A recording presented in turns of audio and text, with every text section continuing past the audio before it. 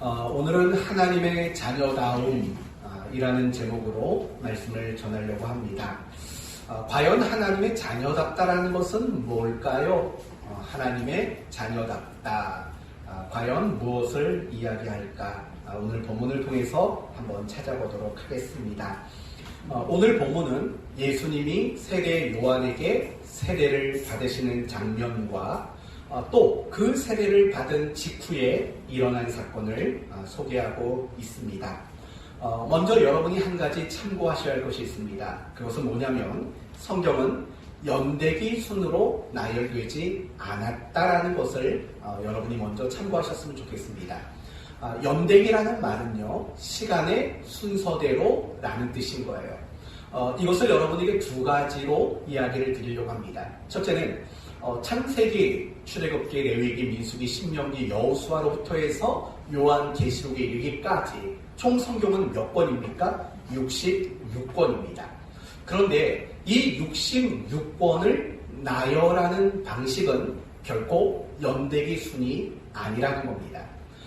창세기가 첫 번째니까 무조건 창세기가 1번이다. 시간의 순서대로 성경 66권을 나열하지 않았다라는 거예요. 예를 들어 봅시다. 여러분 예레미야서를 너무 잘 아실 겁니다. 이 예레미야서는 어느 시대를 배경하고 있을까요? 바벨론 포로 직전과 포로기를 주제로 다루는 게 예레미야서입니다. 그러면 역대기서는 언제 기록이 되었을까요? 역대기. 예레미보다 한참 앞에 있는 역대기서는 언제 기록이 되었을까요? 바벨론 포로 이후에 기록된 책인 겁니다. 이런 것만 놓고 봐도 분명히 역대기는 바벨론 포로 이후에 기록된 성경임에도 불구하고 예레미야보다 훨씬 앞쪽에 소개가 되는 거죠. 그러니까 결국 뭘 말하냐면 성경 한 권 한 권 그 나열하는 방식은 절대로 시간의 순서를 따르지 않는다라는 것을 여러분이 아셔야 한다는 겁니다. 그리고 두 번째로 여러분이 아셔야 될 것은 이런 거죠.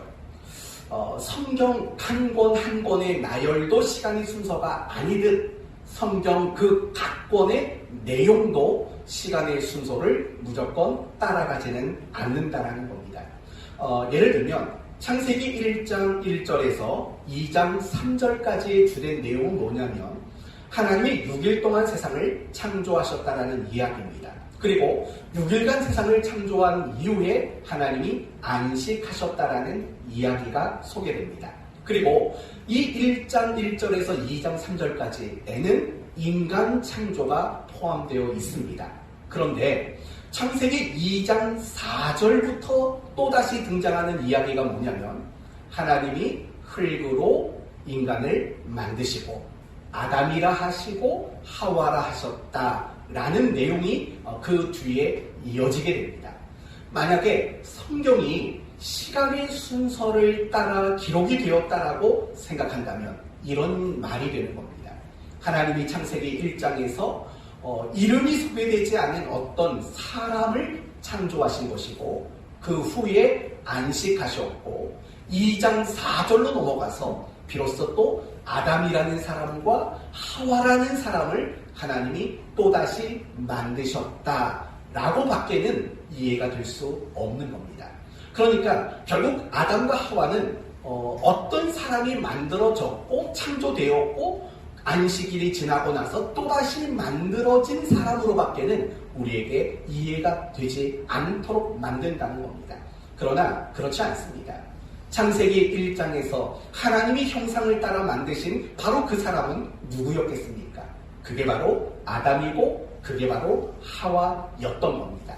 그런데도 불구하고 2장에 넘어가서 다시 한번 인간 창조를 이야기하는 것은 그 6일간의 모든 창조 가운데서 하나님은 인간의 창조를 가장 중요하고 가장 특별하게 여겼다라는 그 관점에서 세부적인 내용들을 다시 한번 소개하는 것이 그 의도라는 겁니다. 결코 성경이란 시간의 흐름을 따라서만 나열하지 않는다는 것을 여러분이 이해하셔야 합니다.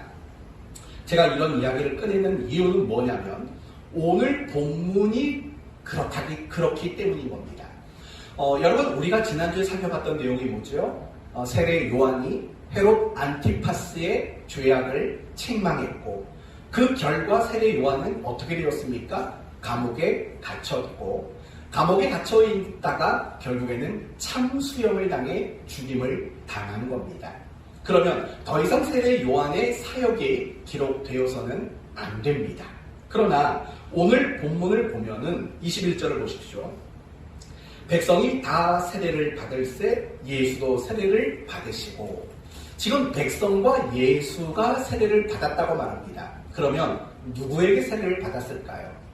바로 세례 요한에게 세례를 받으신 겁니다.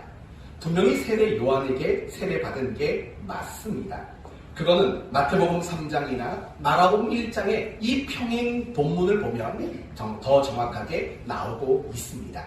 그러니까 우리가 지난주에 살펴봤던 내용은 세례 요한이 감옥에 갇히고 참수형을 당했다.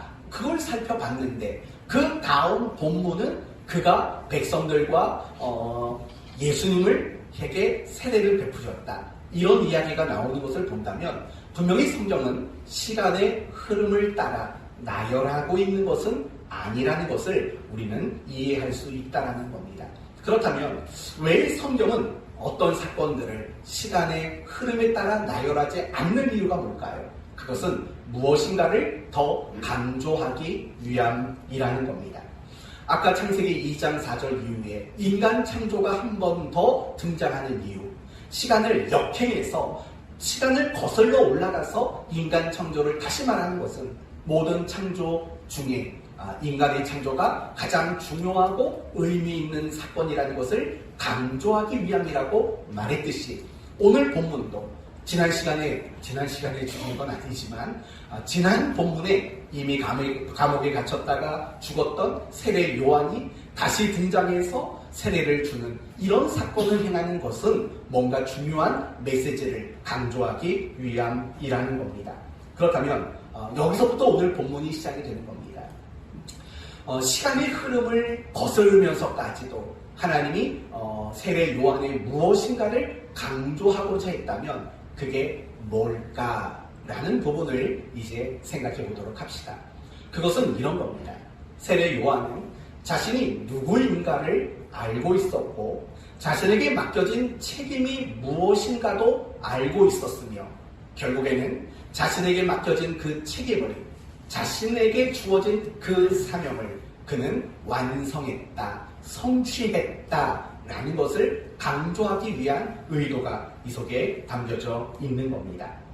여러분, 세례 요한은 누굽니까? 하나님의 나라를 위해서 부름받은 사람입니다. 그러면 그가 하나님 나라를 위해서 어떤 역할과 어떤 책임을 맡았습니까? 많은 사람들을 하나님께로 이끄는 책임, 그것을 위해서 많은 사람들에게 회개를 선포하고 회개하도록 만드는 책임이 그에게 있었습니다. 뿐만 아니라 앞으로 오실 그 메시아를 사람들에게 공식적으로 드러내고 증거하는 바로 그 사명이 바로 세례 요한에게 맡겨진 사명이었습니다. 그런데 오늘 본문을 보시면 많은 백성이 세례를 받았다고 말하고 예수 그리스도가 많은 사람들 앞에서 세례를 받으셨다라고 언급하고 있는 겁니다. 결국 이것은 무엇입니까? 세례 요한이 자신에게 맡겨진 그 책임을 성취했다라는 것을 말하고 있는 거죠.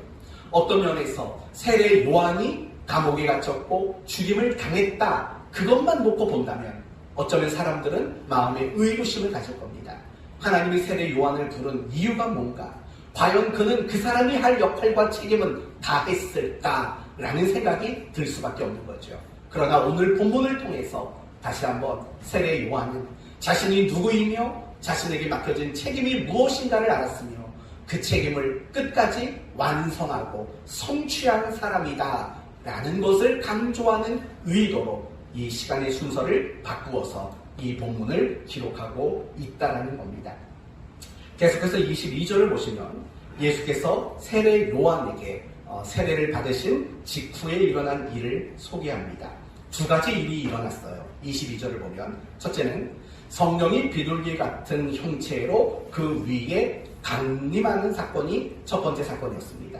그리고 두 번째는 음성이 들렸어요. 어떤 음성이 들렸습니까? 너는 내 사랑하는 아들이라. 내가 너를 기뻐하노라. 그러니까 첫 번째는 성령이 예수 그리스도 위에 임재하는 사건이었고, 두 번째 사건은 하늘에서 음성이 들리는 사건이에요. 내 사랑하는 아들이다. 내가 너를 너무 기뻐한다. 라는 음성이 들려지는 사건이라는 거예요. 여기서 우리가 먼저 주목할 것은 뭐냐면 기뻐하노라 라는 이 단어를 여러분이 주목해 보셔야 합니다. 왜냐하면 이 기뻐하노라는 단어는 굉장히 독특한 단어이기 때문입니다. 어떤 측면으로 독특하냐면 시제. 이 기뻐하노라라는 이 단어의 시제는 무정시제입니다. 무정시제. 무정시제라는 뭐냐면 과거 시제도 아니고 현재 시제도 아니고 미래 시제도 아닙니다. 전혀 시제가 언급되어 있지 않다라는 겁니다. 그렇기 때문에 이 단어는 어느 때 주로 쓰냐면, 이 무정시제는 어느 때 주로 쓰냐면 영원히 불변하는 진리를 언급할 때 쓰는 시제가 무정시제라는 겁니다. 왜 그러냐면 진리라는 것은 과거, 현재, 미래에도 전혀 변하지 않는 것이기 때문에 그렇습니다. 그래서 그렇게 영원히 변하지 않는 것을 이야기할 때 바로 이 무정시제를 사용하게 되는 거죠.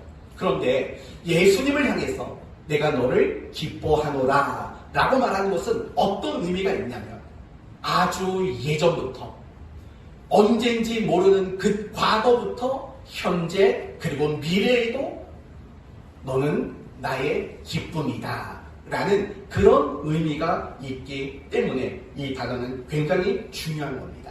그러니까 지금 하나님께서는, 성부께서는 성자 예수님을 향해서 내 아들이다, 내가 너를 기뻐한다, 기뻐했고 기뻐하고 있고 영원히 기뻐할 것이다, 이렇게 말하고 있는 거예요. 그러니까 이런 내 아들이다, 내가 너를 기뻐한다 라는 이 표현에서 우리가 알 수 있는 것은 뭐냐면 예수님께서도 역시 자신이 누구인가, 하나님의 아들이라는 사실을 알고 계셨고, 하나님의 아들로서 맡겨진 책임이 무엇인가를 아셨고, 더 나아가서 그 책임을 다하고 계셨기 때문에 그래서 하나님을 변함없이 기쁘게 하셨던 분이시다라는 것을 알 수 있다는 거예요.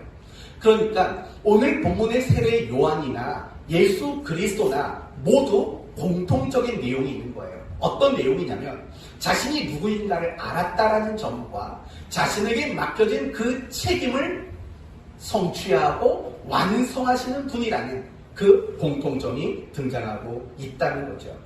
바로 예수 그리스도는 하나님의 아들답게 그렇게 책임을 다하신 분으로 오늘 우리에게 소개하고 있다는 겁니다.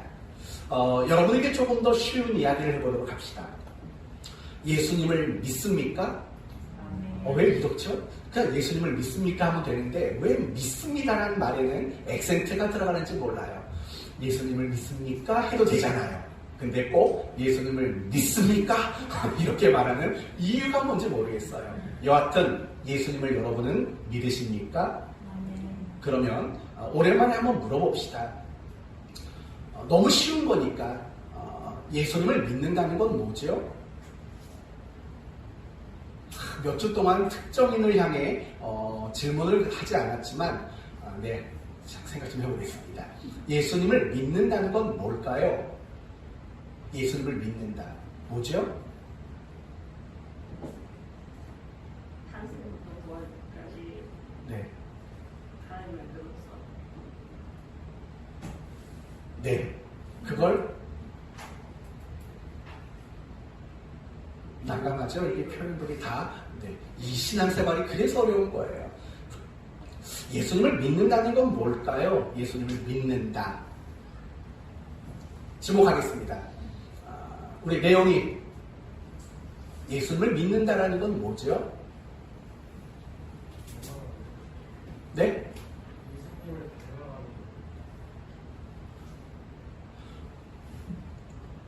몇 단계를 건너뛰어서 답을 맞췄어요. 이거 어떻게 된 거죠? 야, 이 졸고 있길래 한번 뽐띠 좀 보여주려고 했는데 도리어 제가 뽐때를 당했습니다. 예수를 믿는다라는 건 이런 의미가 있습니다. 나는 죄인이고 예수님이 나의 죄를 대신해서 죽으시고 의롭다 하기 위해서 다시 살아나신 구주이십니다. 라는 걸 인정하는 것. 그게 바로 예수님을 믿는다라는 말입니다. 이 부분은 여러분이 좀 익혀두셔야 돼요. 내가 예수를 믿는다라는 건 나는 죄인이고 이런 죄인을 용서하기 위해 예수님이 죽으셨고 의롭다 하기 위해서 부활하신 구주이심을 내가 인정합니다. 나는 죄인이고 이런 나를 위해 예수님은 구주가 되어 주셨습니다라고 인정하는 것. 그게 바로 예수를 믿는다라는 말의 뜻입니다. 그러나 그 정도만 대답해도 훌륭한 대답입니다. 그러나 그 정도만 대답해서는 정확한 답은 아닙니다. 한 가지를 더 말하셔야지만 예수를 믿는다라는 말이 완성이 되는 겁니다. 이런 측면으로요. 예수님은 나의 구주이십니다. 와 더불어 더 나아가서 그분은 내 삶의 기준이며 모범이며 내 삶의 스승 되십니다. 라는 것을 인정하는 것까지 나갈 때 예수를 믿는다라는 말이 비로소 완성되기 때문이라는 거예요. 무슨 말인가 하니 이거예요. 예수님이란 우리가 죽어서 천국 가는 일에만 필요한 분이 아니라는 거예요. 이 말은 여러분이 이해가 되시죠? 예수님은 내가 죽어서 천국 가는 천국 티켓을 구매하는 데만 필요한 분이 아니시죠. 예수님은 내가 어떻게 살아야 되는지, 내가 어떤 기준을 가지고 살아야 하는가에 대한 기준이며 모범이며 내 삶의 스승으로서도 우리에게 여전히 필요한 분이라는 겁니다. 그게 바로 이 두 가지를 인정하는 것. 그분은 나의 구주이심을 인정하고 그리고 더 나아가서 그분은 내 삶의 모범이고 기준이며 스승이십니다. 라는 걸 인정하는 이 두 가지를 인정해야지만 비로소 그것은 예수를 믿는다라는 말에 가장 정확한 답이 될 수 있는 겁니다. 그렇다면 사랑하는 성도 여러분, 우리는 예수를 믿는 것이 무엇인가를 생각해 봤습니다. 결국은 그분을 내 삶의 모범으로, 스승으로 인정하는 것까지 포함되어야 합니다. 그래서 사도 바울이 했던 유명한 고백이 뭐냐면 고린도전서 11장 1절에 내가 그리스도를 본받는 자 된 것 같이 너희도 나를 본받으라. 이 말은 단지 고린도 교회 성도들에게 바울 자신을 본받아라 라고 말하는 구절이 아니에요. 이런 의미죠. 내가 예수 그리스도를 구주와 내 삶의 모범과 스승으로 삼았다. 나는 예수님을 내 삶의 모범으로 정답으로 삼고 살아간다. 이런 나처럼 너희들도 예수를 삶의 기준과 모범과 스승으로 삼고 살아가기를 바란다 라는 의미를 가지고 말하는 거죠. 바로 그게 예수를 믿는다라는 거예요. 그래서 사도 바울의 이야기들을 보면 그들의 모습 속에서 늘 어떤 모습이 보여지냐면 예수님을 닮아가고자 하는 모습들이 끊임없이 등장하게 되어 있어요. 예수님을 본받는 모습이 등장한다고요. 그리고 성경에 나오는 많은 성도들의 이야기들도 가만히 들여다보면 예수님을 모범 삼고 또 그분을 스승 삼아서 그분을 닮아내는 정말 그런 모습들 얼마나 많이 등장하고 있는지 모릅니다. 결국 이것이에요. 예수님을 구주와 내 삶의 스승으로 인정하는 것, 그것이 예수를 믿는다라는 말이죠. 이런 의미로 여러분은 예수님을 믿습니까? 여러분 혹시 반쪽짜리만 믿는 거 아니에요? 나는 죄인이고 그분은 구주십니다. 여기까지만 예수를 믿는 건 아닌지. 만약에 그랬다면 더 가셔야 돼요. 나의 삶의 기준이시며 모범이시며 스승이심을 인정합니다까지 나갈 때 바로 그것이 예수를 믿는다라는 말인 거예요. 그러면 다른 걸 물어볼게요. 그리스도인이란 누굴까요? 그리스도인이란 어떤 사람일까요? 우리 서진이 하나님을 믿는 사람. 맞아요. 하나님을 믿는 사람 그리스도인이에요. 그런데 조금만 더 그 말을 설명하면 무엇이냐면 이런 거예요. 예수 그리스도가 나의 구주시며 내 삶의 모범이시며 스승이십니다를 인정한 후에 그렇게 살겠습니다 라고 서약한 사람, 그게 그리스도인이에요. 제가 지금 여러분을 단계별로 설명하고 있는 거예요. 예수를 믿는다라는 게 뭐냐? 구주이시고 내 삶의 스승이라는 걸 인정하는 거다. 그리고 그렇게 예수를 믿음으로 그리스도인이 되기로 작정한 사람들, 믿기로 결심한 사람들, 결국 그 사람들은 그분을 내 삶의 스승으로 삼아 살기로 서약한 사람이다 라는 말의 의미가 되는 거죠. 조금만 더 나가 볼게요. 그러면 신앙생활이란 뭘까요?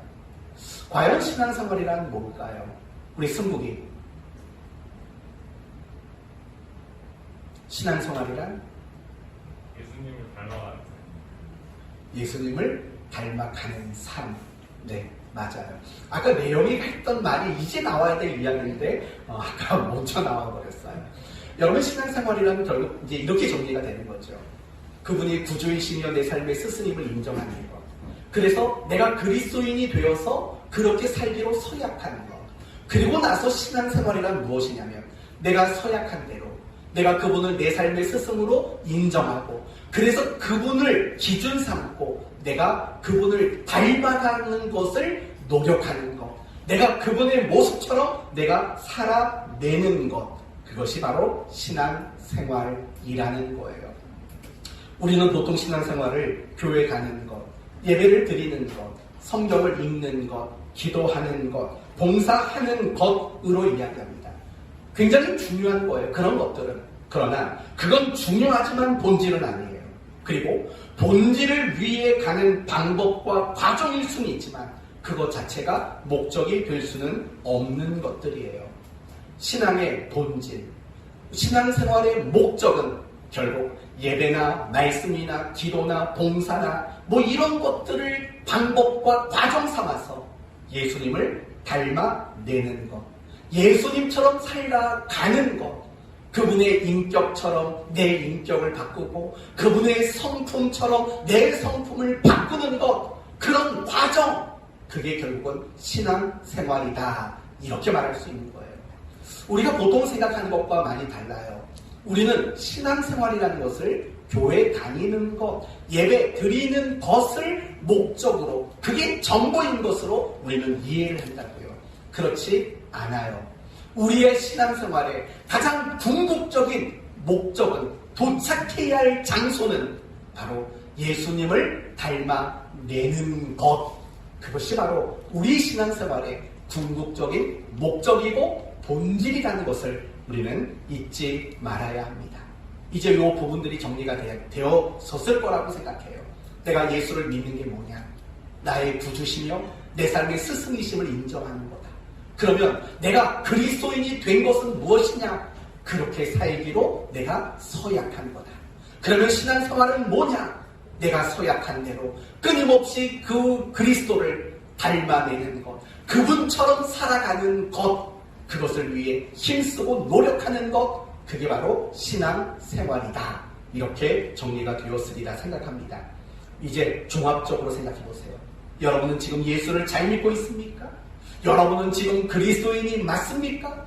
여러분은 지금은 올바른 신앙생활을 하고 있는 게 맞습니까? 라고 질문해 보시고 스스로 확인해 보셔야 합니다. 우리 모두는 그리스도인입니다. 그리고 하나님의 자녀된 자들입니다.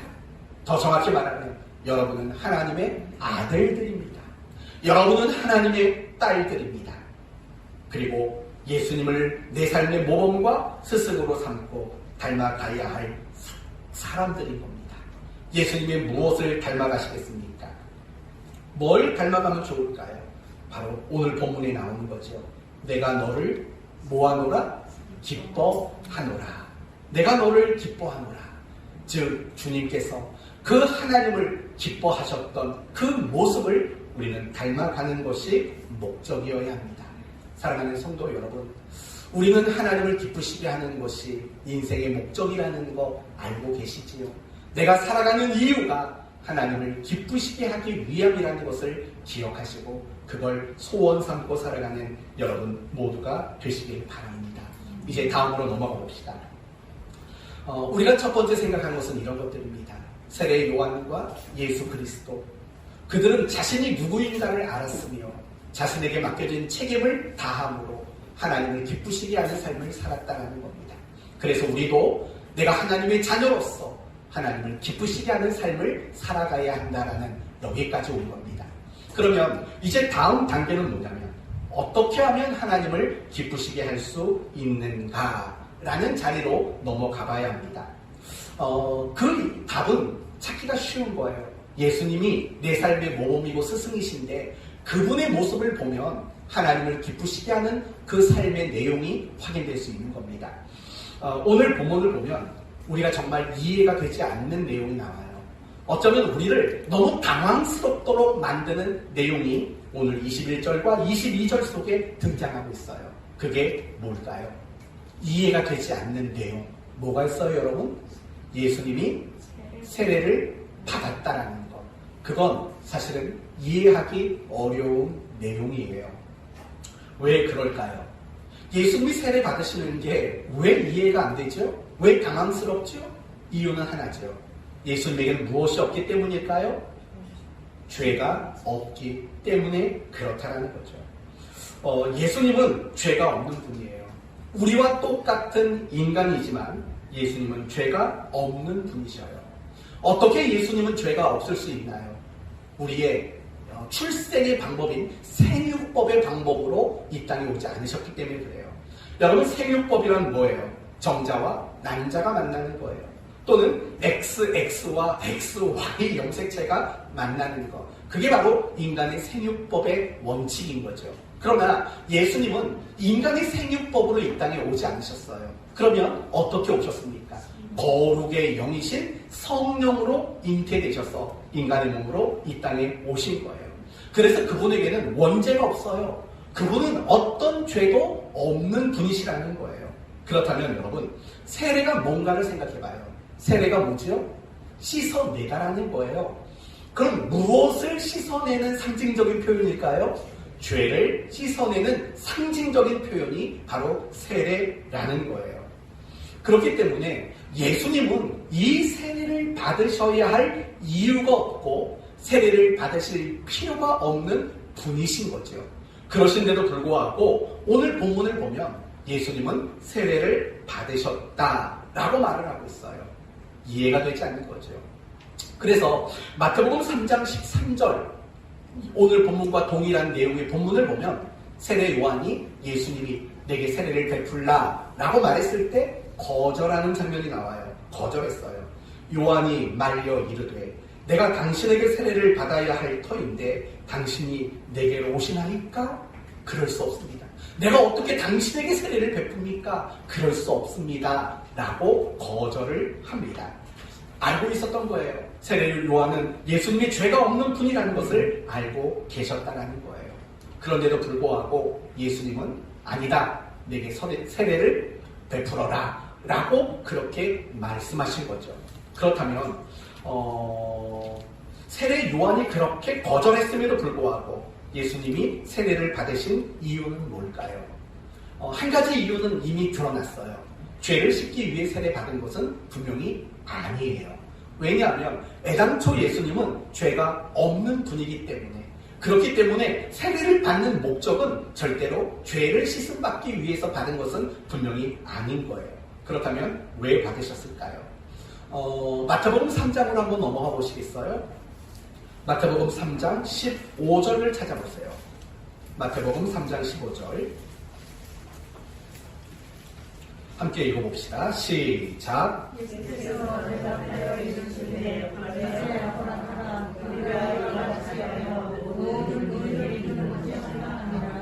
혹시 이유를 찾으셨나요? 예수님이 세례 받으신 이유는 자기의 죄를 씻기 위함이 아니라 무엇을 위한 거죠? 더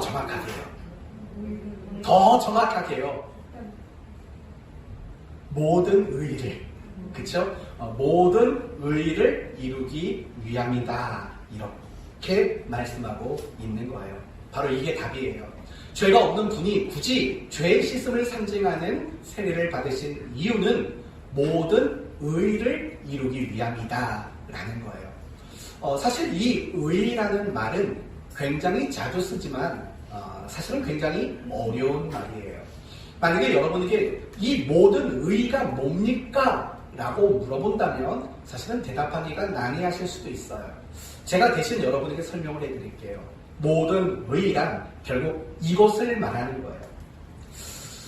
하나님께 당당히 나갈 수 있는 자격과 조건으로서의 의라는 거예요. 하나님께 당당히 나갈 수 있는 자격과 조건을 의라고 묘사하고 있는 거죠. 물론 의라는 것은 하나님이 원하신, 하나님이 인정하신 이라는 뜻도 있어요. 그러나 결과적으로 말한다면 의라는 것은 하나님께 당당히 나갈 수 있는 자격과 조건, 바로 그걸 의라고 말해요. 이 의가 갖춰져야지만 인간은 하나님께 당당하게 나갈 수 있는 거예요. 당당하게 나갈 수 있어요. 그러나 이 의가 갖추어지지 않으면 인간은 어떻게 되냐면 이렇게 돼요. 창세기 3장을 보시면 아담과 하와가 하나님이 부르십니다. 아담아, 아담아, 불러요. 그런데 그렇게 부르실 때 아담과 하와는 어디에 있었나요? 동산 숲속에 숨어 있었다고요. 당당하지 못한 거예요. 왜 당당하지 못했을까요? 하나님께 당당히 나갈 수 있는 의를 상실해 버렸기 때문이에요. 여러분, 그 아담과 하와 사건 이후에 나오는 사건이 뭐냐면 가인과 아벨 사건이에요. 그런데 이 가인과 아벨이 하나님께 무엇을 드리는 이야기로 소개가 됩니까? 제사를 드려요. 바로 당당하지 못한 거예요. 여러분, 우리가 누군가를 만나러 갈 때 당당하지 못할 때 선물을 사가지고 간다고요. 마치 그런 것과 같은 거예요. 가인과 아벨은 하나님께 당당히 나갈 수가 없었어요. 왜냐하면 죄인이기 때문에 그래요. 의를 갖추지 못했기 때문이에요. 그래서 그들은 무엇을 앞장세워서 하나님께 한 걸음씩 옮겼냐면 재물을 앞장세워서 하나님께 발걸음을 옮길 수밖에 없는 거예요. 당당하지 못하니까. 이스라엘 사람들 역시 마찬가지 아니에요? 그들이 하나님께 나아가기 위해서는 반드시 무엇을 먼저 드려야 되죠? 제사, 번제, 이런 것들을 먼저 드려야 돼요. 그런 걸 드리지 않고 피를 뿌리면서 그게 없이는 하나님께 나갈 수가 없는 거예요. 왜요? 당당하지 못하니까. 아니 정말 당당하다면 왜 그런 피 흘리는 게 필요하고 제사, 제물 이게 왜 필요하겠어요? 당당하지 못해요. 왜 당당하지 못해요? 하나님께 나가기 위해 갖추어져야 할 자격과 조건인 의가 충족되지 않았기 때문에 당당할 수 없는 거예요. 당당할 수 없는 거죠. 모든 인간이 다 그래요. 모든 인간은 하나님께 당당히 나갈 만한 이 의가 없어요. 그리고 더 심각한 문제는 의가 없는 것으로 끝나는 게 아니라 이 의를 만들어낼 실력이 인간은 없어요. 완전히 타락했기 때문에, 전적으로 타락한 완전한 죄인이기 때문에 인간은 의를 갖추거나 의를 만들어낼 실력과 능력이 인간에게는 없는 거예요. 그러나 하나님은 그런 인간을 포기하지 않으셨어요. 하나님은 그런 인간을 포기하지 않고 그런 인간들에게 의를 갖추고 주겠다라는 하나님은 선하신 뜻을 가지게 되신 거예요. 이것을 위해서 하나님의 아들이신 예수를 이 땅에 보내신 거예요. 바로 그 뜻을 내가 이루겠다. 그러니 내게 세례를 베풀어라 라고 말한 모든 의를 이루는 것이 합당하니라 라는 말의 뜻이 이런 내용이라는 거예요. 이 내용을 여러분 이해하실 수 있겠습니까? 바로 그것이죠. 예수님이 결국 세례를 받으신 이유는 자신의 죄를 씻기 위해서 세례를 받으시는 게 아니에요. 하나님이 뜻하신 것, 의를 갖추지 못해서 하나님께 당당히 나올 수 없는 그 인간들을 향해 의를 주겠다. 하나님께 당당히 나갈 수 있는 의를 주시기 위해서 뜻을 세우셨고 그 뜻을 이루기 위해 지금 예수님은 세례를 받으시고 있다라는 겁니다. 이제 이 부분을 조금만 더 확대해서 여러분에게 설명을 해드리려고 합니다. 그렇다면 이런 질문이 들지 않겠어요?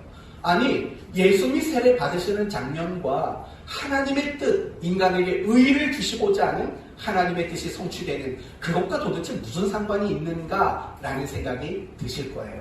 그렇지 않아요? 여러분, 예수님이 세례 받는 것 그 자체가 우리가 의롭게 되는 것과 무슨 상관이 있겠어요? 겉으로 보기에는. 그러나 굉장히 중요한 의미가 담겨져 있어요. 이 의미를 여러분이 이해하시려면 구약의 몇 개의 본문을 여러분이 생각해 보셔야 돼요.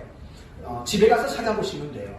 첫 번째 본문은 출애굽기 29장의 본문을 여러분이 참고해 보셔야 돼요. 출애굽기 23장의 내용은 어떤 내용이냐면 처음으로 아론과 그 아들들을 제사장으로 임명하는 장면이 나와요. 임명하고 제사장으로 세우는 장면이 나와요. 아론은 당연히 대제사장일 거고 아론의 자녀들은 제사장이었을 거예요. 그런데 그 제사장을 임명하고 세우는 그 장면의 첫 번째가 이렇게 시작이 돼요. 아론과 4절이에요.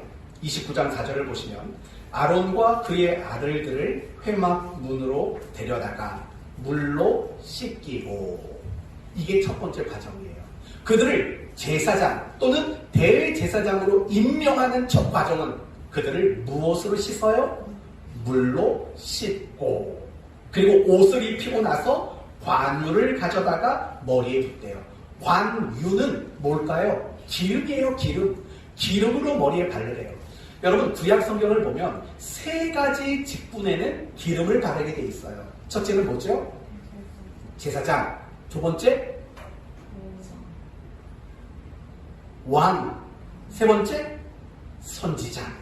이 세 가지 사역을 감당하는 사람에게는 거룩한 기름을 부어서 하나님이 세우는 것을 상징하게 되어 있어요. 이 제사장을 임명할 때도 마찬가지예요. 먼저 씻겨요. 일단 옷을 갖춰요. 그리고 나서는 기름을 부어요. 그런데 여러분, 가만히 생각해 보세요. 오늘 본문에 예수님이 세례 받으시는 그 장면을 연상해 보세요. 어떤 장면이 연상돼요? 똑같이 예수님도 물로 세례하는 건 결국 몸을 씻겨지는 거잖아요. 그리고 성령이 하늘로부터 예수님에게 임재를 했다고요. 늘 성령은 기름으로 묘사도 되잖아요.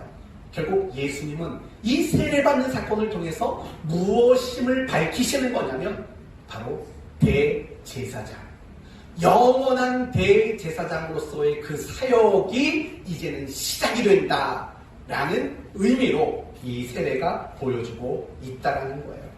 또 레위기 1장을 보시면 두 번째 본문은 레위기 1장이에요. 이 레위기 1장의 내용은 뭐냐면요, 하나님께 제물을 잡아 번제로 드리는 순서를 이야기해요. 제물을 잡아 번제로 드리는 순서예요. 그런데 레위기 1장 4절을 보시면 이 제물을 잡아 번제로 드리는 첫 번째 순서는 뭐냐면 이렇게 되어 있어요. 1장 4절. 혹시 찾은 분 계세요? 그럼 한번 읽어보세요. 시작. 그는 번제물을 머리에 안사했으니 그를 위하여 기쁘게 받으시니 됐습니다. 다시요.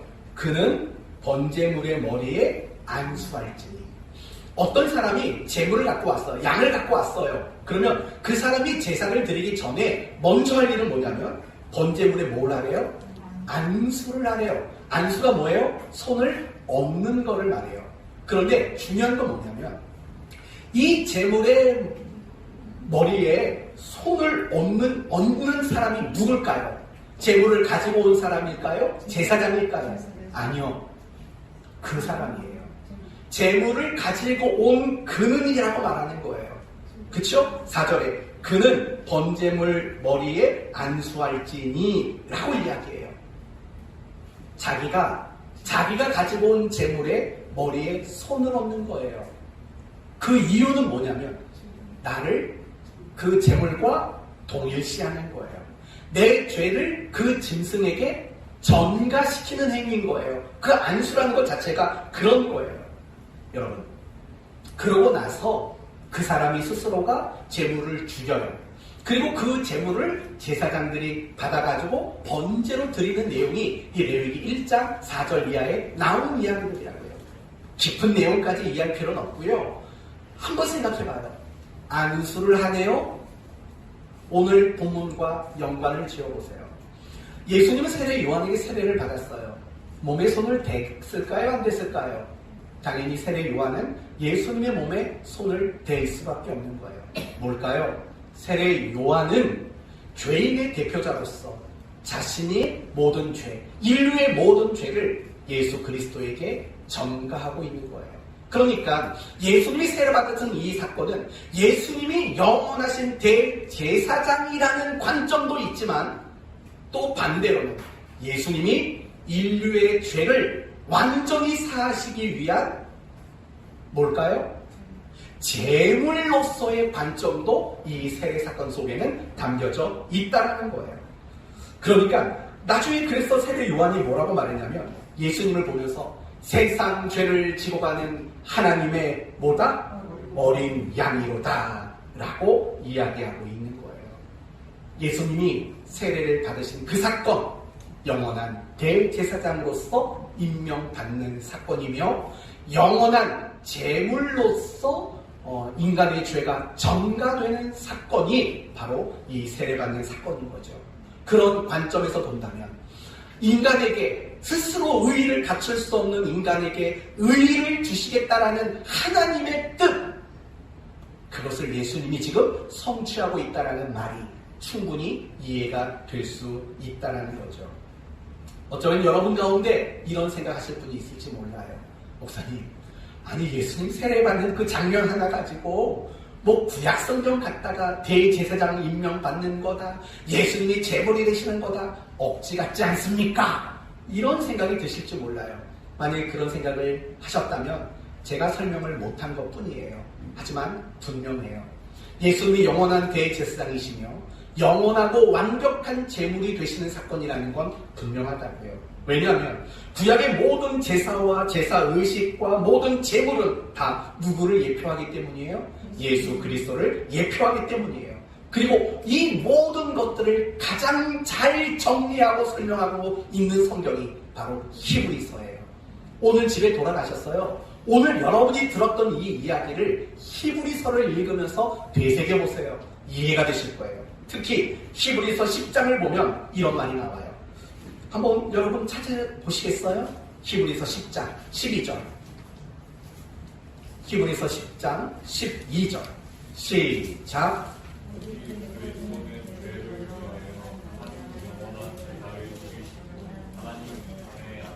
보세요. 오직 그리스도는 죄를 위하여 한 영원한 제사를 드리시고라고 말해요. 여러분, 제사는 누구만 드릴 수 있죠? 제사장만 드릴 수 있는 거예요. 제 말이 맞죠? 맞아요. 예수님이 영원한 제사장이 되셨다라는 뜻인 거예요. 다음 10절을 보세요. 10절, 10장 10절 시작.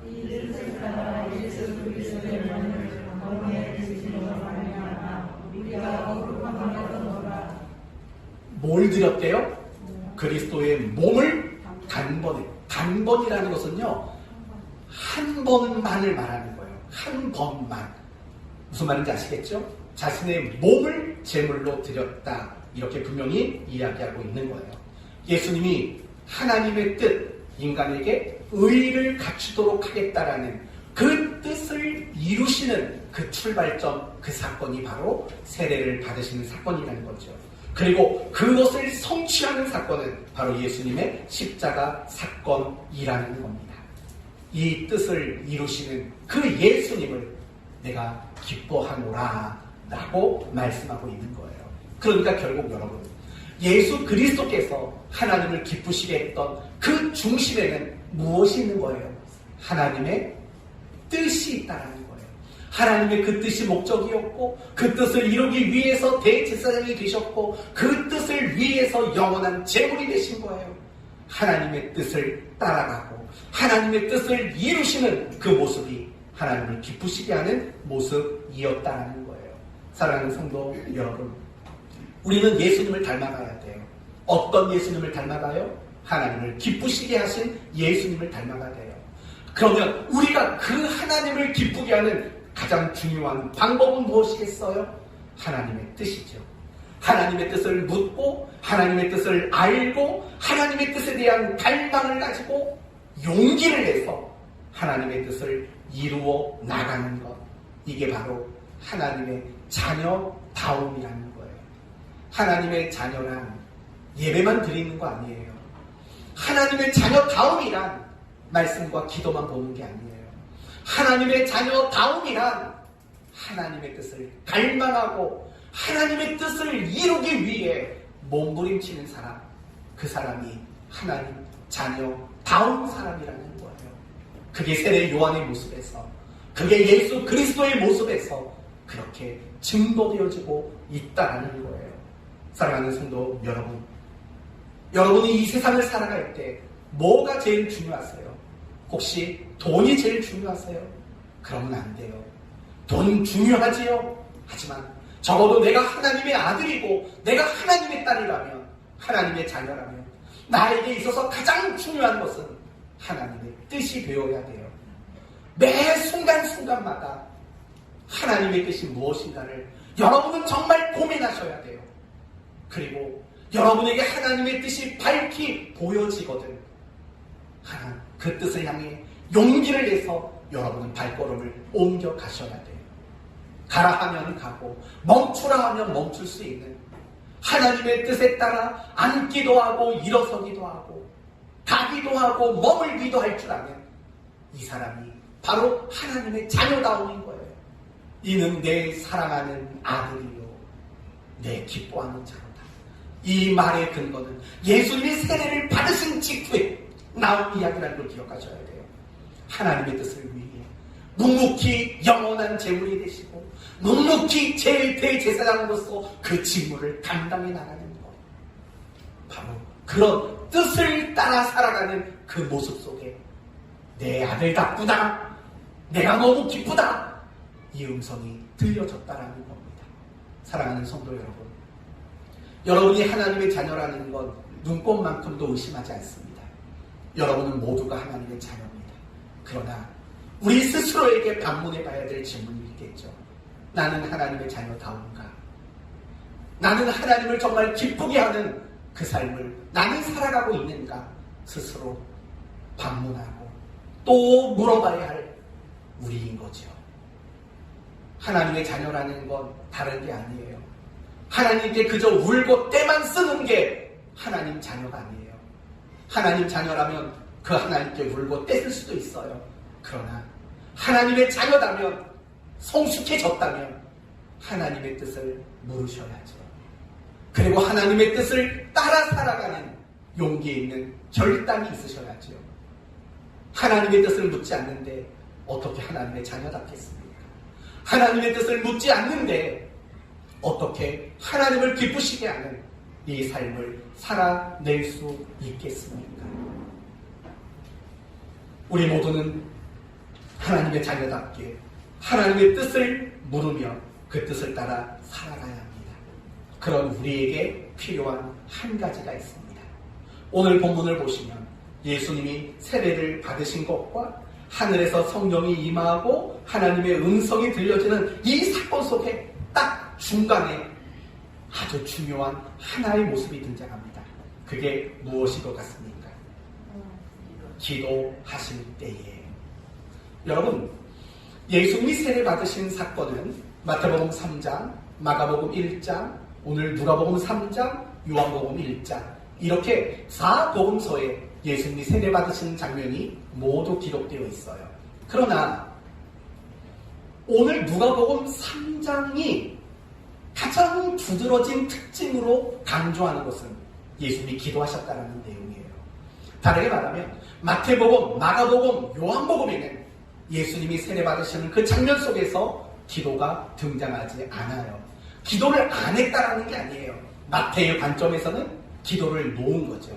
마가의 관점, 요한의 관점에서는 예수님의 기도를 그냥 흘려놓은 거죠. 그러나 누가 사도는 이 세례 장면을 기록할 때 예수님이 기도하셨던 그 장면을 두드러지게 주목하고 있다라는 거예요. 그래서인지 누가복음을 읽다 보면은 예수님이 기도하시는 사건에 대한 언급이 굉장히 많아요.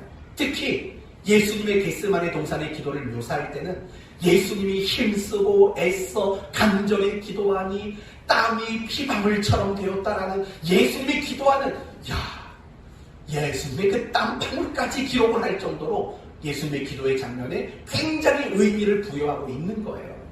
왜 그럴까요? 누가복음은 예수님의 인성을, 예수님의 인간 되심을 대단히 강조하고 있기 때문에 그래요. 마태복음은 예수님의 왕 되심을, 마가복음은 예수 그리스도의 종 되신 섬기시는 자의 모습으로, 요한복음은 예수님의 하나님 되심을 강조하기에, 그러나 누가복음은 예수님의 인간적인 면, 인성적인 면을 예수님이 특별히 강조하고 있는 거거든요. 그러니까 결국 이런 거예요. 우리에게 정말 주어진 것은 뭐냐? 하나님 자녀다움이란 하나님의 뜻을 붙잡고 그분을 기쁘게 하는 거다. 이게 하나님 자녀다움이라고 했어요. 그것을 위해서 우리가 놓치면 안 되는 거, 우리가 절대로 외면하면 안 되는 거, 그건 바로 기도라는 거예요. 그건 기도예요, 기도. 여러분, 오늘 본문은 굉장히 놀라운 사건인 거예요. 뭔지 아세요? 이런 거예요. 말라기 선지서 이후에 400년이 넘도록 하나님의 음성이 들려지지 않았어요. 말라기 선지자에게 마지막으로 하나님의 음성이 들려졌고 그것이 말라기서로 기록된 거예요. 그리고 오늘 본문에 드디어 400여 년의 침묵을 깨고 하나님의 음성을 나타내셨다는 거예요.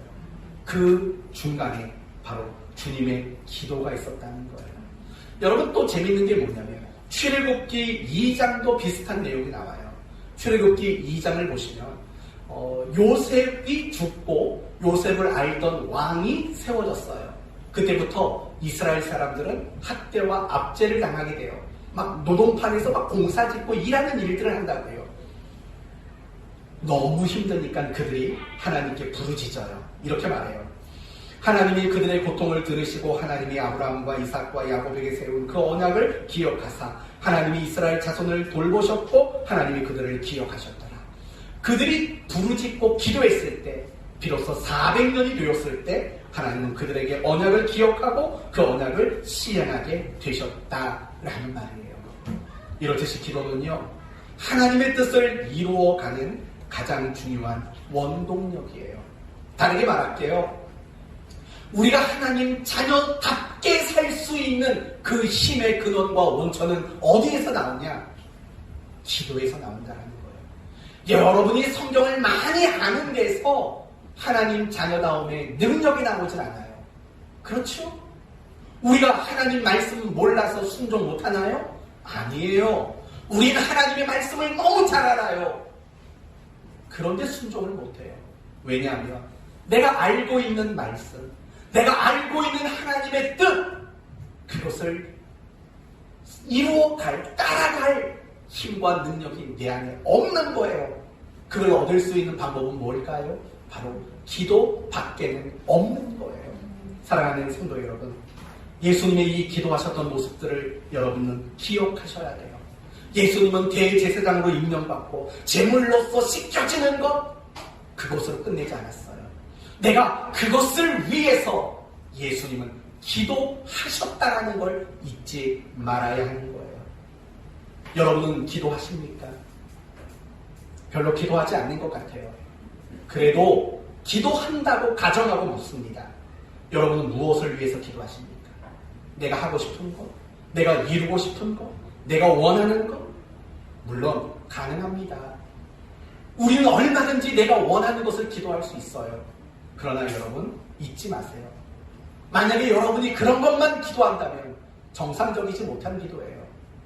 정말 정상적인 기도란 무엇이냐면 하나님의 뜻을 구하고 그 뜻 앞에 나의 자유의지를 복종시키는 기도가 정상적인 기도라고요. 여러분이 기도하는 기도의 내용들을 살펴보세요. 다 원하는 것, 바라는 것, 내가 이루고 싶은 것, 늘 이런 것만 놓고 기도해요. 물론 그런 것조차도 기도하지 않는 분들이 많지만 사실 그런 기도는 그다지 정상적인 기도가 아니라는 걸 잊지 마세요. 제가 여러분에게 강조하는 가장 중요한 기도의 내용은 뭐냐면 내 자유의지를 하나님의 뜻에 복종시킬 수 있도록 기도하는 그 기도가 우리의 기도 가운데 가장 중요한 내용이 되어야 된다는 거예요. 여러분, 수십 년 기도했잖아요. 근데 왜 신앙이 성장하지 않아요? 여러분 수십 년 기도했잖아요. 왜 여러분의 말투가 안 바뀌어요? 왜 여러분의 행동이 바뀌지 않고 여러분의 인격과 성품이 더 아름다워지지 못하세요? 이유는 간단해요.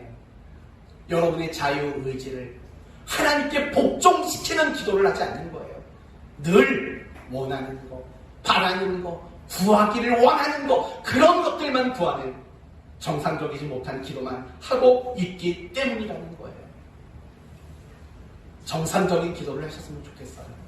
정말 여러분이 하나님의 자녀라면 정상적인 기도를 하셨으면 좋겠다고요.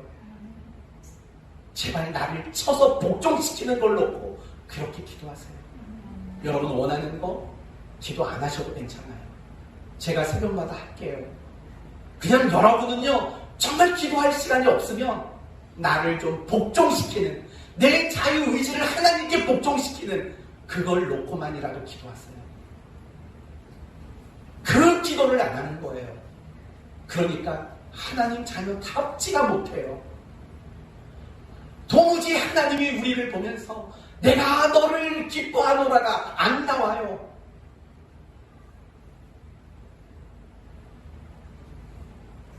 내일 새벽에 나오실 거죠? 거봐요. 아멘 안 하잖아. 이렇게 기도하라고 말해도. 사랑하는 성도 여러분, 사실 오늘 여러분에게 설교했던 내용 모르신 분 계세요? 왜 몰라요? 이 설교를 얼마나 많이 들으셨겠어요? 그런데도 다시 한번 이 말씀이 우리에게 도전이 될 수밖에 없는 것은 다시 한번 이 삶을 살아내야 하기 때문에 그래요. 하나님의 자녀잖아요. 하나님 자녀 다우셔야지. 기도하셔야지. 이제 오늘 말씀을 마치겠습니다. 여러분은 누구입니까? 하나님의 자녀입니다. 하나님의 자녀다움은 무엇입니까? 하나님의 뜻을 따라 살아가며 하나님을 기쁘시게 하는 것, 그게 하나님의 자녀다움입니다. 그러면 우리에게 필요한 건 뭡니까? 내 순간순간 하나님의 뜻에 나를 복종시키는 내 자유의지가 하나님의 뜻을 따라갈 수 있도록 만들어내는 그 기도가 우리에게는 절대적인 거예요. 내가 하고 싶은 대로 다 정해놓고 도와주세요 기도하지 마세요. 하나님의 뜻이 뭔가를 먼저 물으세요. 그리고 그 뜻을 따라 살아가기 위해 힘을 달라고 기도하세요. 그런 여러분의 기도가 끝나면 이런 음성이 들릴 겁니다. 내 사랑하는 아들이요, 내 기뻐하는 자로다. 알았다. 내가 함께 해주마. 내가 너를 도와주마. 이런 하나님의 음성이 여러분에게 주어지게 되기를 예수님의 이름으로 축원드립니다.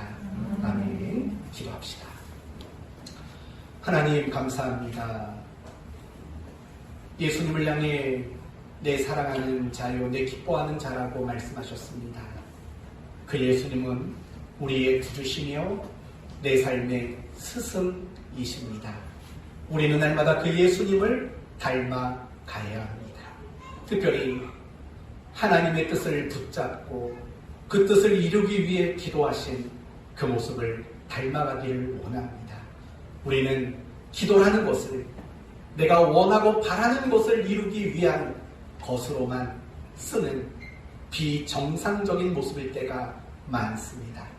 이제는 하나님의 뜻을 구하고 그 뜻을 따라가는데, 나의 자유의지를 하나님의 뜻에 복종시키는데 기도가 쓰여지게 해 주옵소서.